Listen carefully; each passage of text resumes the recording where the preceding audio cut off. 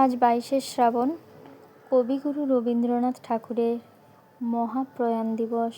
তাই ওনাকে শতকোটি প্রণাম জানিয়ে আমি একটি কবিতা পাঠ করে শোনাচ্ছি। ২২শে শ্রাবণ। ২৫শে বৈশাখে উদিত রবি, অস্ত গেল ২২শে শ্রাবণ। শ্রাবণের শীতল জলে পুষ্ট প্রকৃতি শোকে মূর্ছামান, চারিদিকে বিবর্ণ তখন। ঠিক তখন দুপুর ১২টা ১০। থমথমে আকাশ বাতাস, মধ্য গগনে থেকেও রবির মুখ ভার। রবির প্রস্থানে নেমে এলো অমানিসার ঘোর অন্ধকার। হায় হায়, এ কি হলো, এ কি হলো! এই বুঝি নিভে গেল সহস্র রবির আলো। যে আলোর আলোয় অজ্ঞানরূপী অন্ধকার দূর করে লক্ষ কোটি মানুষের হৃদয়ে জ্বেলেছ জ্ঞানের আলো।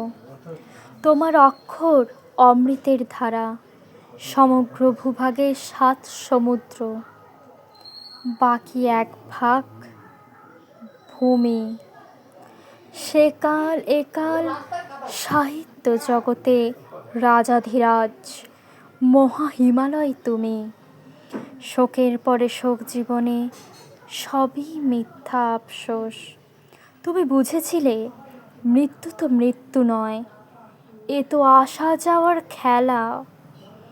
পৃথিবীতে সীমিত সময়, কত কিছু দিতে হবে। তাই তো শোক ভুলে কলমে কাটত তোমার বেলা। উজাড় করে সব কিছু দিয়ে চলে গেছো অমৃত লোকে আমাদের ছেড়ে। নয়নে তোমায় দেখার সৌভাগ্য হয়নি, তোমার সাজানো সমুদ্রে ডুব দিয়ে দেখি তোমায় প্রাণ ভরে।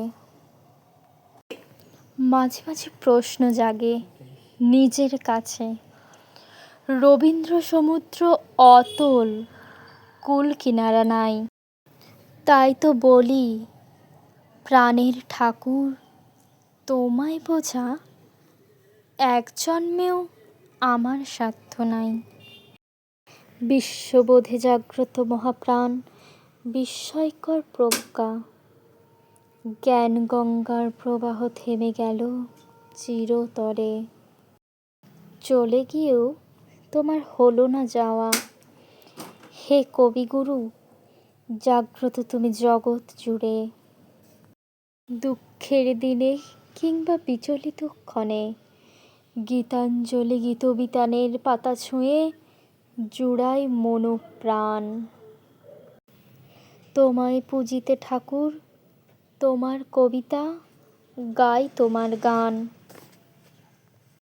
২২শে শ্রাবণের পূর্ণ লগ্নে তোমার পুষ্পরথ পৌঁছায় অমৃত ধাম।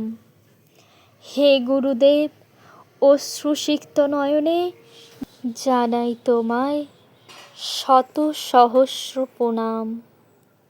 নমস্কার।